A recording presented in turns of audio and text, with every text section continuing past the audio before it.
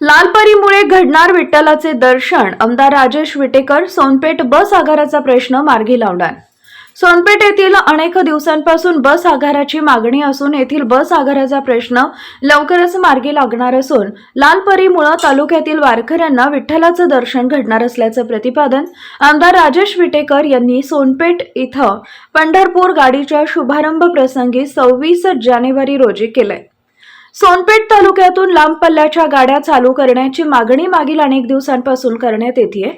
मात्र या मागणीची दखल घेत सोनपेठ येथून पंढरपूरसाठी बसचा शुभारंभ आमदार राजेश विटेकर यांच्या हस्ते हिरवा झेंडा दाखवून करण्यात आला.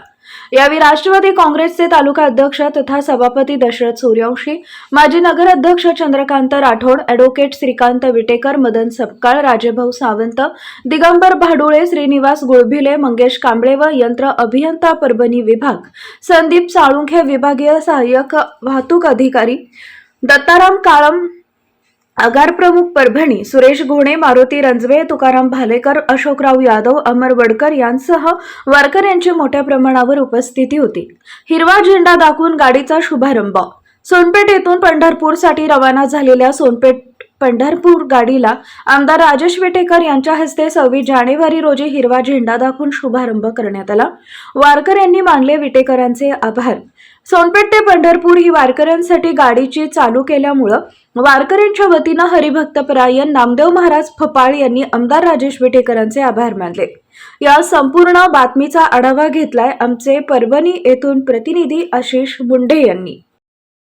बसेससाठी आपल्याकडे निवेदन दिलेले आहेत. याकडे दादा आपण कसं बघणार आहे आणि किती दिवसानंतर हे प्रवास सुरू होणार आहे? हो ना, आज सर्व वारकऱ्यांच्या माध्यमातून त्यांनी निवेदन दिलं होतं आणि त्यांची मागणी होती की सोनपेठ पंढरपूर गाडी सुरू झाली पाहिजे, बस सेवा सुरू झाली पाहिजे आणि वारकऱ्यांना चांगल्या पद्धतीची सुविधा त्या ठिकाणी निर्माण झाली पाहिजे. त्यांच्या विनंतीला मान देऊन त्यांच्या सूचनेचं पालन करून तातडीनं आज सोनपेठ पंढरपूर गाडी सर्व आमच्या वारकऱ्यांसाठी सुरू केलेली आहे. निश्चित त्यांचं जाणं आणि येणं आणि तिथं राहून दर्शन घेऊन दुसऱ्या दिवशी त्यांना येता येईल अशा पद्धतीची सुविधा आज परिवहन विभागाच्या माध्यमातून त्यांची झालेली आहे. 100 बसेससाठी आपण निवेदन दिलेलं आहे. पुणे जिल्ह्या तालुक्यामध्ये आपण ह्या बसेस पुरवणार आहेत आणि त्याची केव्हा त्याला मंजुरी येणार आहे?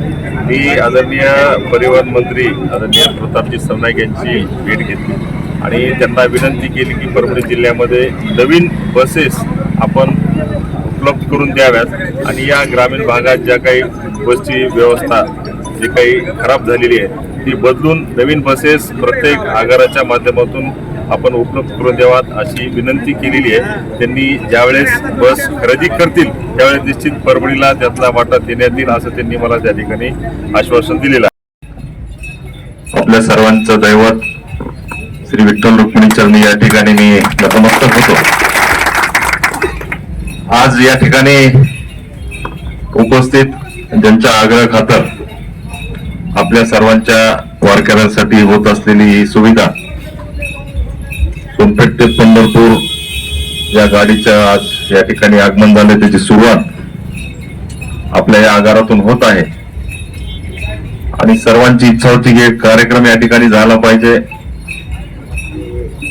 आणि या बसचं स्वागत आपण सर्वांनी या परिसरातील पंचक्रोशीतील आपण सर्वांनी केलं पाहिजे म्हणून हा कार्यक्रम या ठिकाणी आयोजित केलेला आहे. या कार्यक्रमाला उपस्थित गुरुवर्य आपल्या सर्वांचे आदरणीय हरिभक्तपरायण नामदेव महाराज, गुरुवर्य हरिभक्तपरायण जवळकर महाराज, हरिभक्तपरायण पंढरीनाथ महाराज, हरिभक्तपरायण राजेभाऊ महाराज चांदोडे, हरिभक्तपरायण परमेश्वर महाराज, हरिभक्तपरायण विश्वमंत्री हेनगे उपस्थित या नगरीचे उत्तम नागरिक माजी नगराध्यक्ष आदरणीय चंद्रकांतजी राठोड साहेब, आदरणीय दशरथ पाटील, आदरणीय रंगनाथजी रोडे, उपसभापती उत्तमरावजी जाधव, हरिभक्तपरायण राधाकिशन महाराज इक्के, श्रीधर महाराज बोरखेडकर, आसुरबा महाराज खरात, डॉक्टर श्रीनिवासजी गुळगुले, अमरजी वडकर, दिगंबररावजी भाडुळे पाटील, मारुतरावजी रंजवे ज्यांच्या प्रयत्नातून आणि अधिकारातून ही बस सेवा आपल्या सर्वांसाठी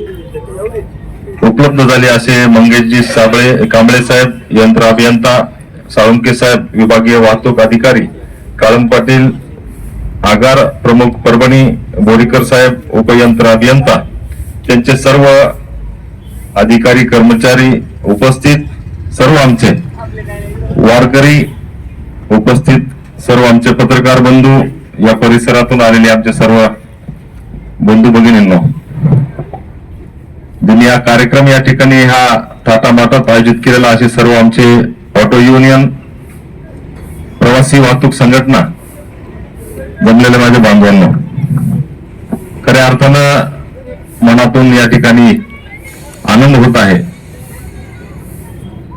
की माझ्या या भागातील माझ्या सर्व वारकऱ्यांनी, अगदी सर्व महाराज मंडळी माझ्याकडे काही दिवसापूर्वी आली होती, माझे सर्व वारकरी बांधव या ठिकाणी आले होते आणि त्यांनी एक अडचण माझ्यासमोर त्या ठिकाणी मांडली होती की आपल्या भागातून अनेक लोक पंढरपूरला दर्शनासाठी जातात, परंतु जाण्यासाठी येण्यासाठी पाहावी अशी व्यवस्था त्या ठिकाणी नाहीये.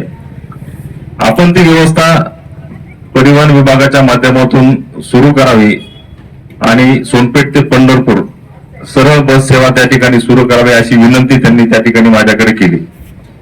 लागली त्यांच्या विनंतीची दखल घेता मी सर्व या ठिकाणी उपस्थित असलेले आपले सर्व यंत्र अभियंता आहेत, कांबळे साहेब आहेत, सर्व आमचे काळम पाटील आहेत, सर्व बोरीकर साहेब आहेत, साळुंके साहेब आहेत, सर्वांना विनंती केली, त्यांना पत्रव्यवहार केला आणि त्यांना सांगितलं की या माझ्या भागातल्या मतदारसंघातील माझ्या सर्व गरजू वारकऱ्यांसाठी ही सेवा आपल्या माध्यमातून सुरू झाली पाहिजे आणि तातडीनं ही बस सेवा तुम्ही त्या ठिकाणी सुरू करावी. खरोखर त्यांचे अभिनंदन या ठिकाणी करावे लागतील की त्यांनी कसलाही विलंब न करता तातडीनं त्यांनी मला 5 दिवस अगोदर सांगितलं होतं की आपण लगेच सुरू करू. परंतु आज तुमच्या सर्वांना, आपल्या सर्वांचा एक आनंदाचा दिवस आहे. आज प्रजासत्ताक दिन आहे, गणतंत्र दिवस आहे आणि माझी इच्छा होती की आजच्या दिवसा एक मुहूर्त आहे आणि आजच्या दिवसातून ही सुरुवात आपण त्या ठिकाणी करावी आणि खऱ्या अर्थानं आज या गाडीला त्या ठिकाणी आपल्या सर्वांच्या हस्ते, सर्वांच्या उपस्थितीमध्ये हिरवा झेंडा देऊन आपण त्या ठिकाणी ही पंढरपूरकडे रवाना करणार आहोत. हे खरा एक आनंदाचा क्षण आपल्या सर्वांसाठी या ठिकाणी आहे आणि माझ्या वारकऱ्यांसाठी तर निश्चित आहे. महाराजांनी त्यांच्या बोलण्यातून अनेक मागण्याच्या माध्यमातून, अनेक अडचणीच्या माध्यमातून त्यांनी या ठिकाणी सांगितलेलंच आहे. निश्चित महाराज, आमचं कर्तव्य आहे, आम्ही लोकप्रतिनिधी आहे, तुमच्या आशीर्वादानं, तुमच्या सर्वांच्या सहकार्यानं ही संधी मिळालेली आणि या संधीच्या माध्यमातून जेवढं काही करता येईल तेवढं या भागासाठी, या मतदारसंघासाठी त्या ठिकाणी आमचा करण्याचा प्रयत्नच राहील. अनेक मागण्या आहेत, आपण आपल्या लेटर हेडवर सुद्धा अनेक मागण्यांचं निवेदन, अनेक गाड्या सुरू व्हाव्यात, आपण त्यांना त्या ठिकाणी कळवलेलंच आहे, ज्यामध्ये पाथरी, परभणी ज्या बस फेऱ्या पोखरणीच्या मार्गे त्या ठिकाणी वाढाव्यात. सोनपेठ पंढरपूर नियमित गाडी आज तर सुरू झालेली आहे. करम फाटा येथे बस थांबा त्या ठिकाणी आवश्यक आहे. लातूर परभणी बससाठी उकडगाव मक्ताय, लाशिना गंगाखेड जी जुनी गाडी अनेक दिवसापासून चालू होती पण मध्यंतरच्या काळामध्ये बंद आहे, ती सुद्धा चालू करावी. विटा, लाशिना, उकडगाव मार्गे परभणीकडे गाडी सुरू करावी. परतूर लातूर गाडीचा मार्ग बदलून रामे टाकळी पोखरणी मार्गे करावी. नरवाडी येथे राधाकृष्ण आश्रम आहे, त्या ठिकाणी थांबा मिळावा, तिथं सुद्धा रोज फार मोठ्या प्रमाणात भाविक असतात. आज गंगाखेड मार्गे, गंगाखेड, सोनपेठ, सिरसाळा, तेलगाव मार्गे शिर्डीसाठी गाडी सुरू करावी.